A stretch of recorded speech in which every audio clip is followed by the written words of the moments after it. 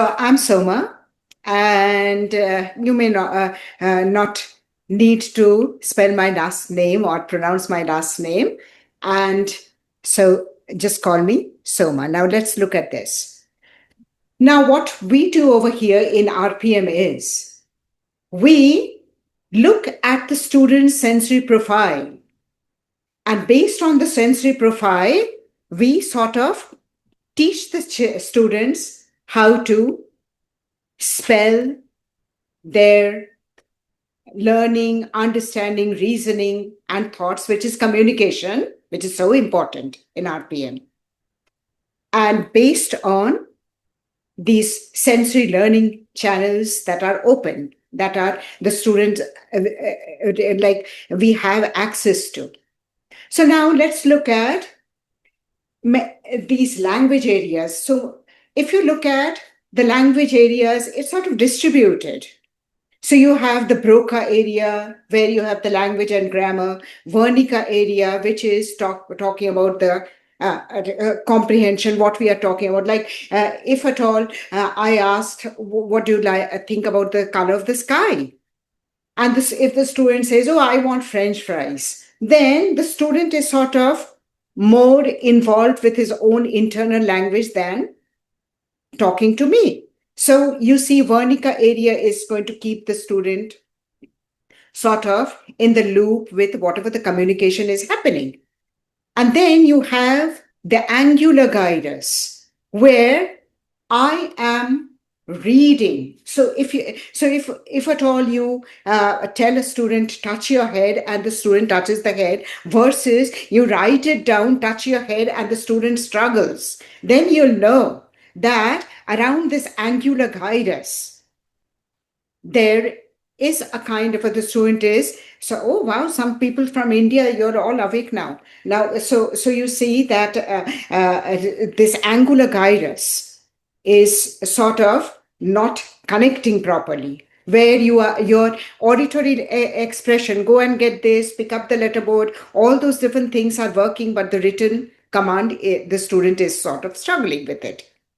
So then you'll know that that part is not working. Then you have the supramarginal gyrus. So supramarginal gyrus would be more about where the student is responding to one person and not responding to someone else. So if you say, okay, we are going to generalize the letterboard with everyone, and it's not happening, because the student is responding to this person's and not responding to the other person's voice, then you'll know that there is a problem with the supramarginal gyrus. And then you have the inferior frontal gyrus. Now, this is where you have this kind of a semantic procedure, like processing, where so there are trigger words, there are trigger sounds, where the student is sort of getting hypersensitive. And based on that hypersensory system, the student is responding. So between the student and the letterboard, you see that these movies, they show a kind of an idealistic kind of a thing that, oh, well, between the student and the letterboard, there's no hurdle. Oh, no, there is a lot of hurdle between the student and the letterboard. Why? Because spelling a thought is a very slow process. So a student may be in his third sentence of whatever he is thinking, but spelling, he's still stuck over there in the second word of his first sentence. So there would be a kind of tension, because the thoughts are always faster. And then that tension can create frustrations. So now let's look at like here in RPM, we are using our fingers to talk, or whatever the stylus or handwriting, other things to talk. So if you go to a conventional speech therapy, like look, it is sad but true. You can do a lot of research papers, and all your research paper is not going to make the student talk. You will have all those research papers, you can talk, but it's not going to make any a student talk. So the student goes to a speech therapist, come out, but he's still not talking. So now, if you look at the complexity, you have the corticobular tract, which is sort of controls the face in order to speak. The face, the neck, the tongue, the lips, the vocal cords, and then you have the lower jaw, all these things the corticobular tract is dealing with. Then you have the cranial nerves. So you have the trigeminal nerve, which sort of deals with the jaw movement. Because out of all this skull, the jaws are the only things that are moving. The facial nerves, and which is about the lips. And then we have the hypoglossal nerve, that is the tongue. We'll need these to assemble. And then again, when we are thinking about jaw movement, we'll have the protrusion movement. We have the elevation, we have the depression, we have the retraction, then we have lateral movement. All these movement has to assemble. In order to speak, they have to coordinate, and that's why people are not finding success in speech therapy. You can take the students for 100 hours of speech therapy and you'll see what happens. Another research paper, but nothing is happening.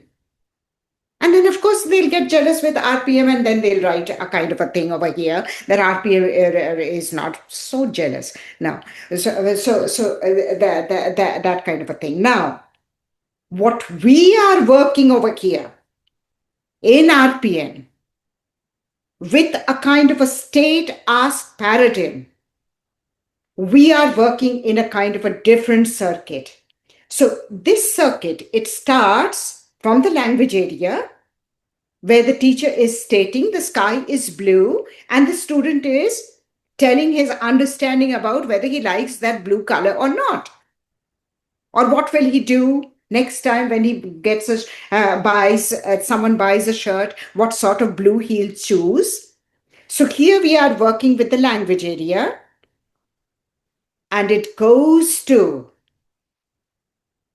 a kind of, you have the motor cortex, which is the primary motor cortex and the premotor cortex. So the primary motor cortex is going to alert the student which body part to focus. And here we have the kind of a simplified kind of a movement, that is spelling, other than all those different kind of a track that I told in speech, the requirement. So simplified movement of the finger, because here the fingers are going to talk. Now, so primary motor cortex is going to alert, and then we have the premotor cortex, which is going to remind the student about the procedural application. Because here the procedure is, what will my hands do and what will it point? That is the procedure, which is a kind of a simplified procedure because we are simplifying it. Right. So from the language area, it is going to the primary motor cortex and premotor cortex. Then the message is going to the basal ganglia. That is the initiation. Now, here's the problem. If at all the basal ganglia is not, what's so funny, Brooke? You're laughing? Now, here's the thing. Oh, okay. Now, I sort of get a little involved when I speak. Now, here's the thing. With the basal ganglia, this is where the prompt comes, because if the initiation is happening, then who needs the prompt? And prompt is not a dirty word, because without the prompt, do something without the prompt and see nothing happens. The student is going to prompt himself with a kind of a repetitive movement or some other movement based, and you are not keeping, because spelling is so slow. That's why we need to prompt the student. So, for example, here's the thing. In my head, I have a beautiful kind of a story that I want to spell that story. And In my head, I'm playing the third sentence, but here I'm stuck in the second word of my first sentence, depending upon the speed. That's why I tell the parents, if the student starts spelling over there, start dictation to like improve the speed. Because if the speed is this, there would be more tension between the speed of the thought and the drag from the spelling procedure. And that is going to lead to another kind of a frustration that, oh my God, I'm going to miss that sentence that I have in my head. And this can create a panic in that primary motor cortex place. And so you see the student is beginning to spell so well. And after that, after a few months, as the student proceeds, then comes the kind of an anxiety with the spelling. And then you know that the primary motor cortex that's where the injury is. To hold back the thought and then, okay, those are all the thoughts that I'm going to spell. Because when I'm talking, it's so automatic. As I'm thinking, I'm doing the procedure of speech. And it doesn't hurt. But here, that's why you see that after a few, as the complications of the thoughts start, the student is getting more and more frustrated with the spelling. Right. Okay. Now we have the basal ganglia where it is initiation. Now here's the problem. Suppose around this basal ganglia, it takes a turn because it's so internally wired. It takes a turn from, you can say, it starts with, it's called CSTC circuit. So it starts with the corticostriatal thalamus cortico circuit. So where it starts with the cortex, then there would be some procedural tics. So it can be speech tics or it can be a kind of a procedural tics that the student is having. And the tics can go in many ways, which is nothing but Tourette. So it can go in hitting the head, from banging the head, from grabbing someone, every other spelling I'm grabbing, that can be a tic, which many people think that it's aggression, but it is not aggression. The moment this kind of a thing happens,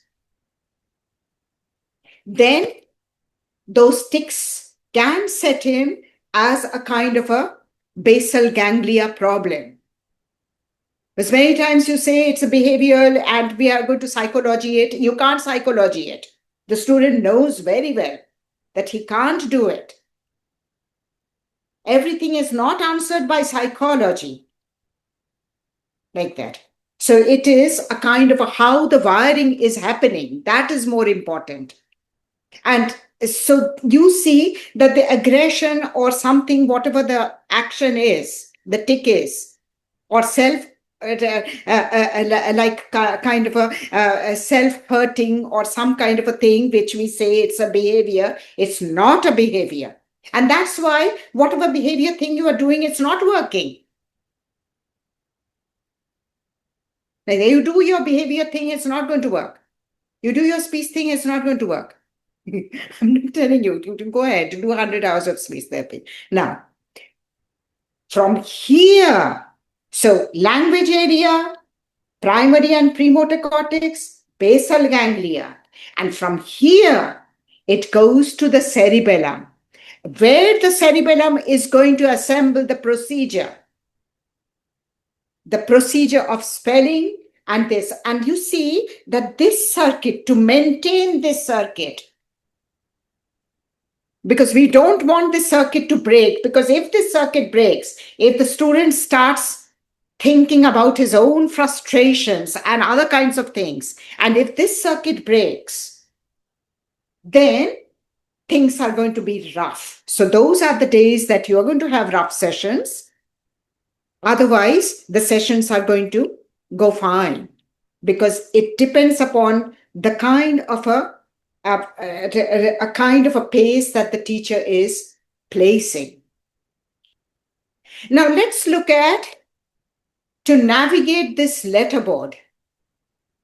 So in order to navigate the letterboard, I would need my vision to be confined within this limit. And if my vision is not confined in this limit, within the area, the boundaries, and if my vision is tending to look over there, because I don't want my eyes to be a prisoner of this. See, that's why you see some people take a book and can read a book even in typical world. Some people pick up the book and they are reading, and the others are taking their phone and scrolling because they don't want to be confined within that boundary, visual boundary. Now, if you look at the visual discipline and the movement of the eyes of that student, so you have the voluntary looking, which I'm talking about, the foveal vision. So, which is more like a generalized vision where I have the intention that I will look over here. And then I'll have my motor ability. So just the emotional readiness is not enough over here. So here I have to have my motor ability. Now, what are the motor things that our eyes are working on? 3 kinds of movements. So our eyes are working on, number 1, the ocular motor movement, which is looking up and down. So if at all it is not regulated and my eyes are sort of looking here to there, because here my eyes have to stop over here and stop over here. That is the ocular motor movement. You can say, look, look, look. It's not just the intention of looking. Okay. You can just say, look, look. I have to say, look at the board, look at this. It's not going to work like that. The second movement is the trochlear movement. Trochlear, trochlear movement, which is the diagonal movement. So I have to spell Europe. I have to go from E to U. Right. So I have to spell Aztec. I have to go from here to here. That is the diagonal movement. And then the third is the abducens. The abducens is, it is the outward and the inner movement of our eyeballs. So now, how will that work? That will work in the depth and distance. He has been spelling so long on this letterboard. Why can't he spell when the keyboard is placed on the table, where the depth becomes totally different depth? So when someone is holding the letterboard on the in this kind of a visual like visual ability of the student or the performance field of the student is successful. But the moment something is placed over here, then the spelling becomes slower, and then the anxiety comes over here, the sensory anxiety comes, and we have to be very, very careful not to hurt the student by pushing something where the senses are sort of rejecting it. Because if we are hurting the student, if the student is hurt in the process around the primary and the premotor cortex, then the next road would be because it controls. So here it's sort of starting the voluntary movement, recognizing it. It can go to the supplementary motor cortex, then prefrontal cortex, which is the base for the mood. Right, you can say he's spelling great, he's spelling all these beautiful college essays and all those things, but he's beating me up because that's the circuit it is taking. And based on our ambition, we are placing it on the student who is sensorily not ready. Because everything has to cook, and sensory system has to cook in order to have a great, a kind of a great spelling session. So we have the prefrontal cortex, which is the mood at the place, and then we have the cingulate gyrus, which is so close to the amygdala region of the brain, and the amygdala region of the brain is responsible for our primitive emotions, anxiety, fear, frustrations, and everything that or excitement, which is sort of an unusual excitement, which we are not comfortable with. Right, so we have to be very careful. That's where RPM is different from other spelling methods, because other spelling methods, they have the letterboard, or beautiful things are happening. But I can't work with someone who is running around.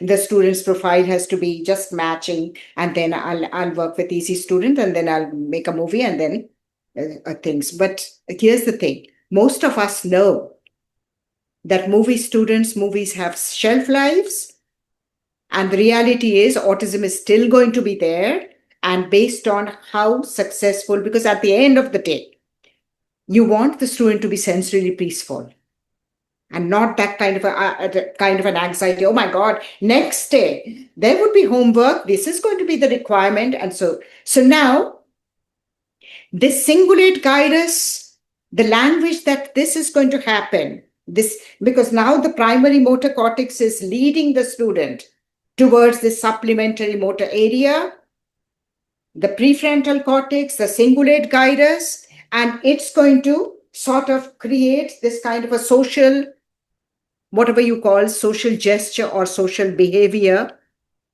as a kind of a defense mechanism, sensory defense mechanism.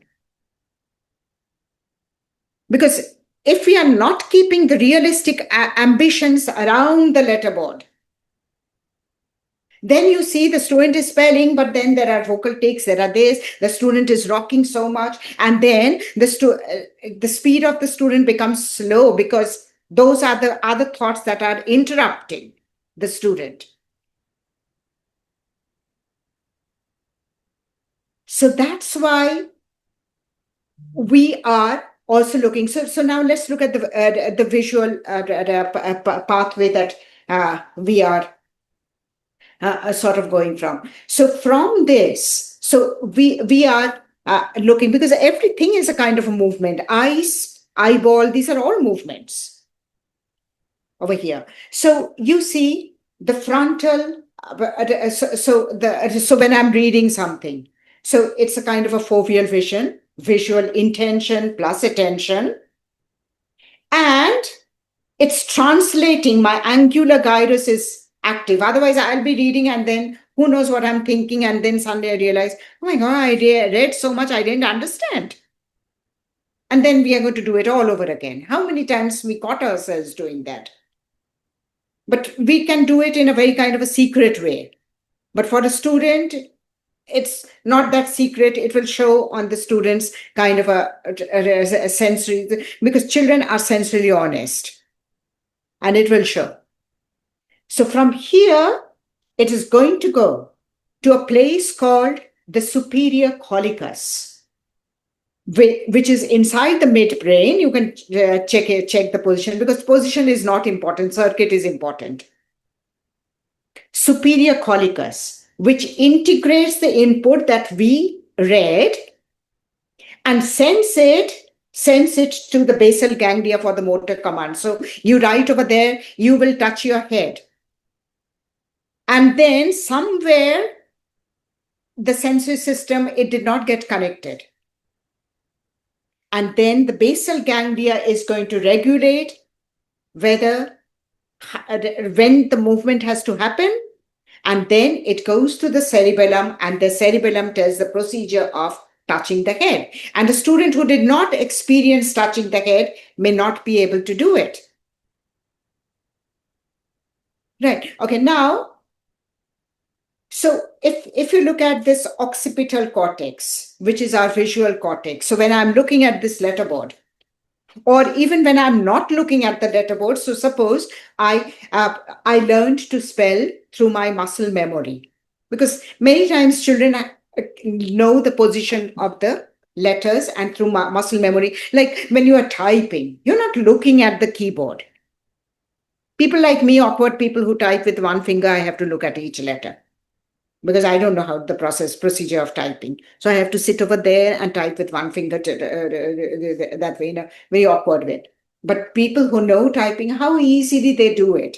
So, so even when I am sort of looking at the positions, the letters are I'm still seeing the letters.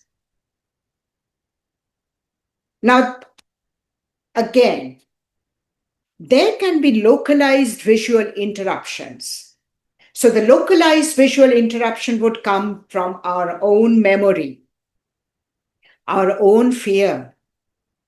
Oh my God, if I say yes, I like it, then she would ask me to eat that. So all those different kind of those languages are happening. It's not that all the time. It's just I'm doing a math problem doesn't mean I'm thinking math. I'm just looking at math. There can be other interruptions also. That's how our minds work. We are not like we are not robots that is going to do a particular task, and if the robot is thinking about that task and completing it. Distractions. So now those distractions are going to form pockets of other visual things. I need to go to the park. The moment you see I need to go to the park, there would be a visual image, because every thought is sensory in nature. Try and think about something that is not sensory in nature other than feelings. But then feelings would have its own limitations. How much can you feel? Okay, I'm feeling grief. Okay, grief, sad, sorrow. That's it. And the reason for the sorrow, which is again sensory in nature. Because this is a sensory body. We live in this sensory body. And you can't just erase that sensory system from the self. Right. Now, so you see, from the occipital cortex, it goes to the inferotemporal cortex, where it is, for example, I'm reading, and then I know what I'm reading, and it makes sense, and then it is going to the language area, which is the auditory part. So from the vision, it goes to the auditory, it takes over. Then you have, I told you all the auditory places over here, this angular gyrus, then translating it to Broca and the Wernicke area, the content. Now, from here, it goes to, again, cerebellum, because we have to produce it. See, that's why you see, someone has to read the questions to the student. So someone has to read, even if the student is answering a test, someone has to read the question to the student. And someone has to tell, okay, now let's look at the slowness of this. When I'm spelling, suppose I'm spelling a long word, caterpillar. So it's so easy for me to say caterpillar because I thought caterpillar and I said caterpillar. But look at the spelling problem that the student is having with this kind of a circuit. It's a kind of an exhausting circuit. The Broca and the Wernicke area to touch letter C. I need to touch letter C. There would be an intermediate command. Again, okay, I touch letter C. Okay. Then again the intermediate command for Broca and the Wernicke area. Then it goes to the premotor cortex, motor cortex, and then primary motor cortex, basal ganglia, and then cerebellum. I need to touch letter A. See how exhausting spelling is? That's why when people say, okay, yeah, this, like, there is a disadvantage. And then again, the next letter, T, and then we are demanding, yes, keep going, finish the sentence, finish your homework. And you see, there would be a kind of a exhaustion in this kind of a process. Because it's not just May saying caterpillar and finishing it up in 1 second. And so we have to be very, very careful looking at the student's sensory and what we are exhausting. Otherwise, that same spelling that began as a kind of a happy spelling can end up sort of traumatizing the student. I'm not scaring because there's no other go. Because you can say, what is the alternative? There's no other go. Fingers have to talk in the absence of speech. But how much we are demanding out of that student, it depends. Because at the end of the day, we want everyone to be happy. So I am communicating, I am not trapped anymore, and all kinds of things. Those sound great. But there is a trap. Because if you look at autism, it sort of creates a kind of a sensory isolation.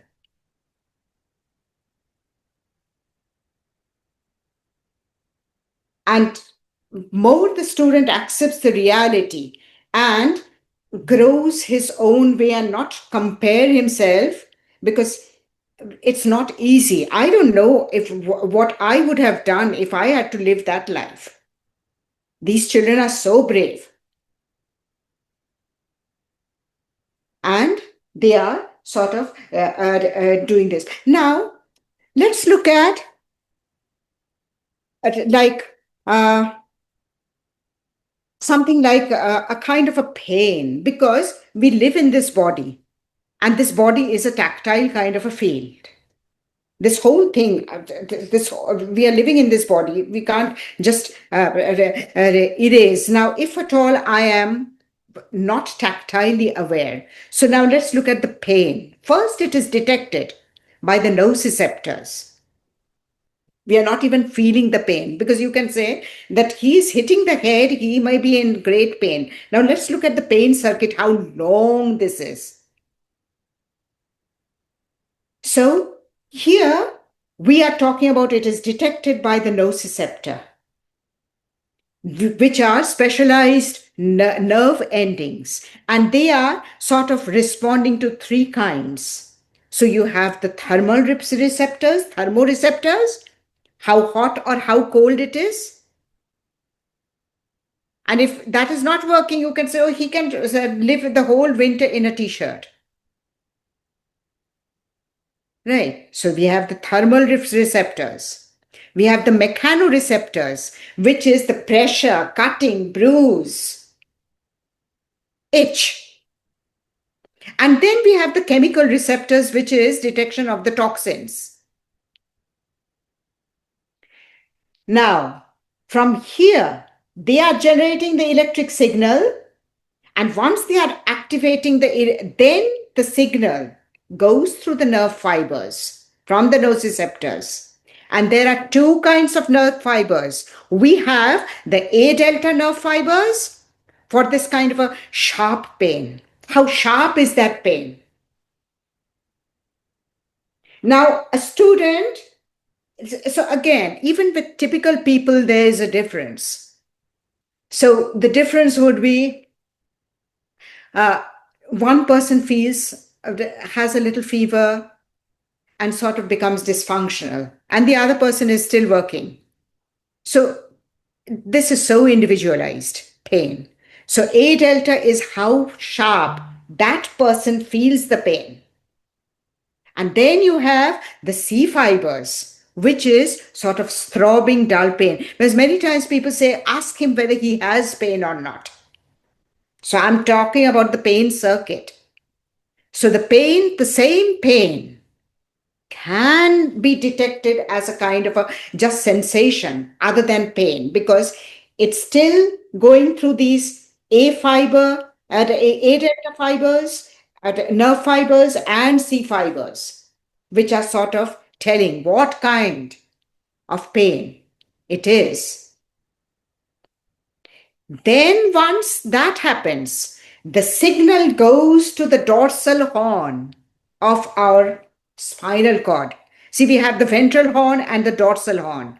So, if you dissect the spinal cord, there would be the dorsal horn. It will go there, and from the dorsal horn, that's where the signal is processed, and sometimes the body is going to come to the rescue. And so the pain can be amplified or inhibited. And it is so, it is so, you can say, individualized. And it's still not languished. These are sort of a kind of a procedure. And from this, it goes to the thalamus. Now the brain is going to receive. We haven't yet languished the pain. So here, the brain is going to receive in the thalamus, which is the relay station. And from here, it will go to the somatosensory cortex, which identifies the location of the brain. And then it will go to the limbic system. And then we start feeling the pain. Ouch. See, it's a long circuit, but for us, typically, we have a generalized tactile sensation. So that's why this process is so fast. But somewhere, if the process is lost, then the pain can just be detected as a sensation and not pain. And so from this limbic system, we feel the pain. And then it goes to the prefrontal cortex, where we decide what to do about it. Okay, let's scream. And so a typical student or typical person is going to scream or ask for help, and an autistic person may not be able to ask for help. See, it's a long circuit, the pain. So here we are talking about communicating that pain. Okay, now explain that pain. And then someone explained to me, the pain felt like the taste of French fries. So I hit my head again, because it was a stimulation for him. See, that's why we have to encourage the students to be sensorily honest. And that's why we do this. We talk about it more or in our connection course. Many of you did it. So like we do more about it, because it's not just spelling over here. Spelling beautifully over here, a kind of an idealistic spelling, is very different from living it. And you see that the student is lives a kind of a life over here while spelling a beautiful idealistic life, but then in a realistic kind of a three-dimensional world, it's not working out. And you know that something is not working. We want everything to be closer, like that. Because most of us, we think, like most of our thoughts are sort of, you can say, sensory in nature. And in the absence of that sensory nature, what will the student talk about? Life and emotions. And beyond that, it's not going anywhere.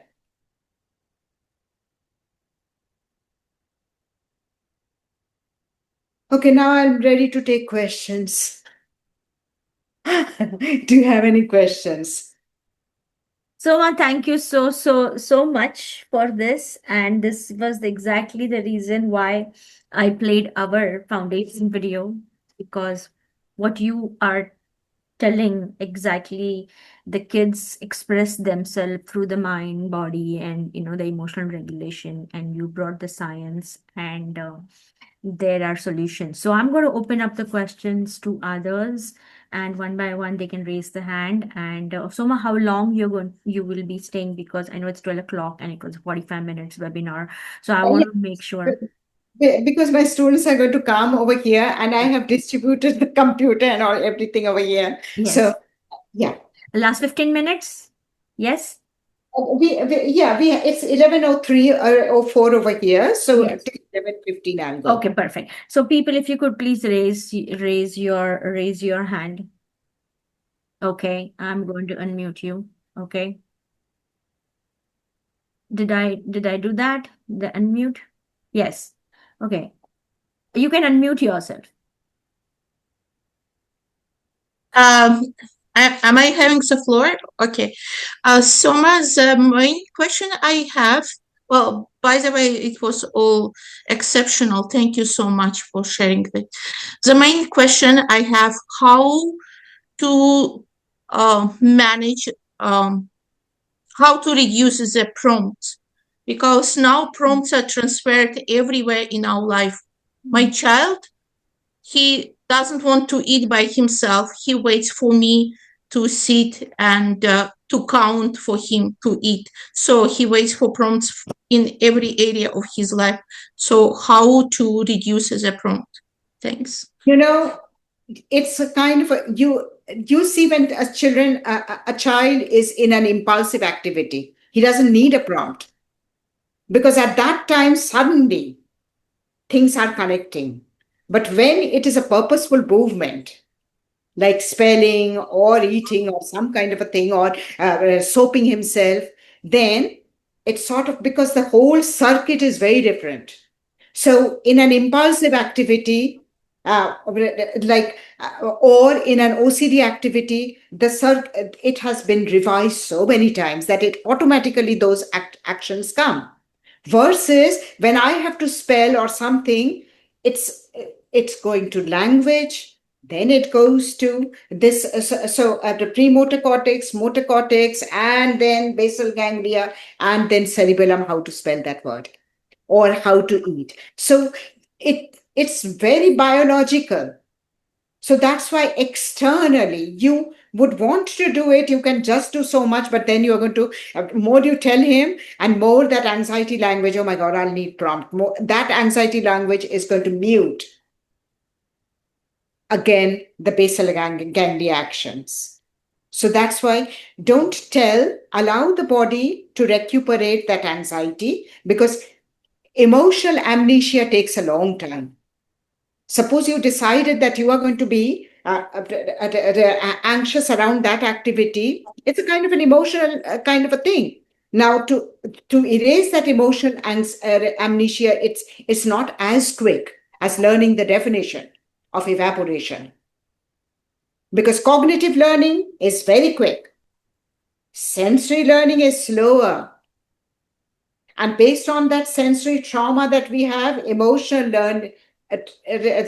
learning and other kinds of things, if someone says, just love this flower, you just can't love that flower.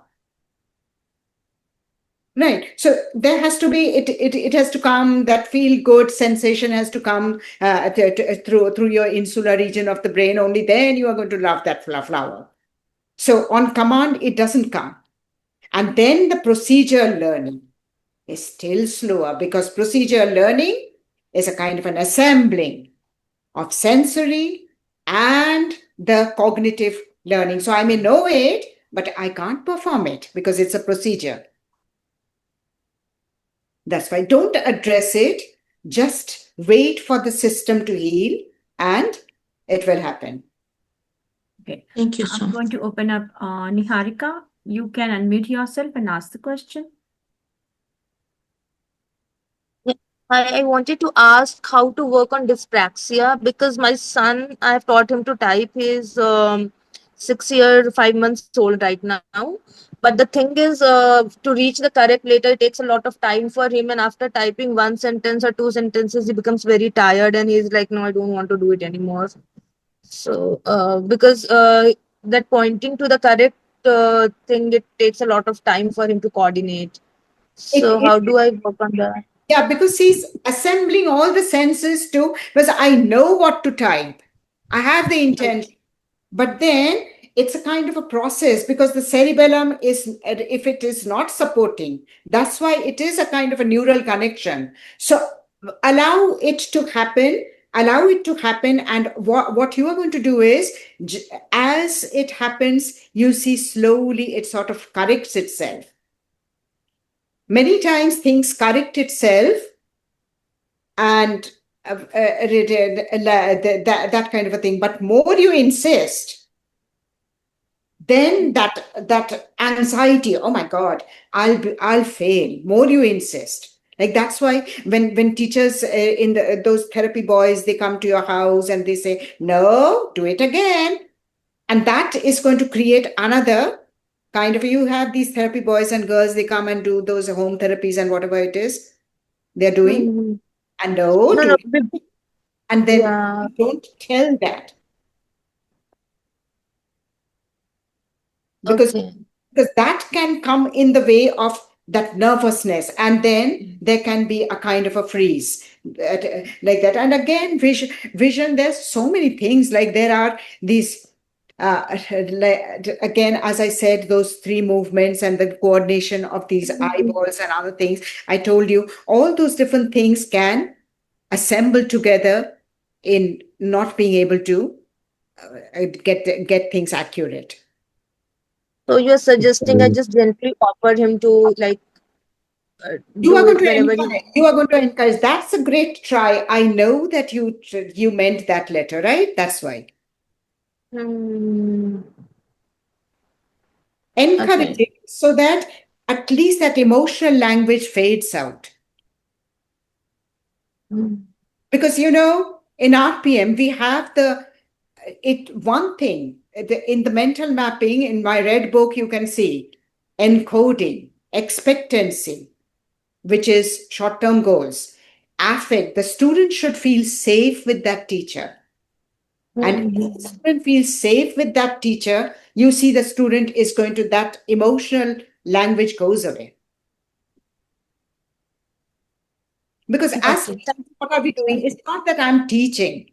I'm Hmm. helping the student to coordinate and creating a kind of a condition so that the best a kind of a response happens. Okay, so we have last 4 minutes. I will Thank- take a last question. Sorry for Niharika, but I'll open Yeah, up thanks, to thanks. Anila. And Soma, a lot of people are asking questions. Many are asking questions. Here's the Many couldn't join. Many couldn't join. So whoever, everybody who all attended the webinar, recorded webinar will be sent to you. There is a podcast done by Lene. We will send you that podcast also. And before I go to the last question, Soma, how should we take all these questions? Maybe I don't know whether you want to address sometime come again or Look, everything is addressed in the connection course. That's why okay, I'm adding that connection course to the okay, 4 RPM training, okay. because that's where things are going to connect, because we have to connect what the student is telling, Correct, correct, correct. live it. Okay. So before I go to one more last question, I just want to tell you, Soma, and everybody, Soma, what you are talking about is all about brain maturity and the sensory and the motion. And I would like to, I'm very happy to tell you that we all address this not only through letterboard but also through reflex integration work. So please, please, please visit our sensory pathway center. If you're in New Jersey, plus come and do our open house. And last question, Anila, I'm going to please unmute yourself so you can ask the question. Soma ma'am. So the anxiety language, it's not always anxiety because of me. So any other anxiety. So whatever the language comes, it's very difficult to stop at that time. Now my question is, what to do in regulatory times so that the anxiety language, those motor skill, which are the parts very deep, are less harmful, or how can I turn it into an acceptable behavior? We are not going to talk about behavior. What you're going to do is you are going to delay, dilute, and scramble. What would you do is every time that anxiety language comes, you can say, "Hey, touch letter H." You are sort of interrupting it and scrambling it. Now let's say that letter. Okay, now I want to spell hat. Okay, your turn H, my turn A. And now you're keeping a kind of a rhythm, tapping that rhythm and sort of controlling, taking the control of the procedure and the basal ganglia, because basal ganglia is about the rhythm. Right. And my turn is T. Okay, now we are going to spell hat trick. Okay, let's begin. Right. And so more you delay, dilute, and scramble, because those are the RPM strategies. Every time it happens, you do it. Otherwise, if it gets too used, then that can turn into another Tourette, a tick. Because every time the student would try to do it, that tick phenomena would come. Okay. Yeah. Thank you. Okay, last 1 minute. And Soma, thank you so much. Again, I want to thank you, everybody. We hit the capacity of 100 people, and I had no idea that it will go beyond 100. So I couldn't admit many. Can you please